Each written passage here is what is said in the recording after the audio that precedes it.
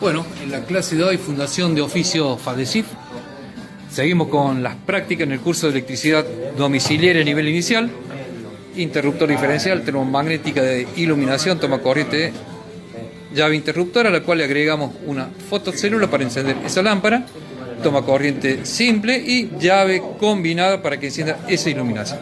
Bien, los alumnos están trabajando, tableros didácticos, están bien equipados, bien trabajados todos los alumnos con herramientas, elementos, llaves, toma corriente, portalámparas, portátiles, lámparas. Tenemos protecciones termomagnética diferencial y la fotocélula, que es lo que vamos a conectar o vamos a agregar al circuito que estamos diseñando en la clase del día de hoy.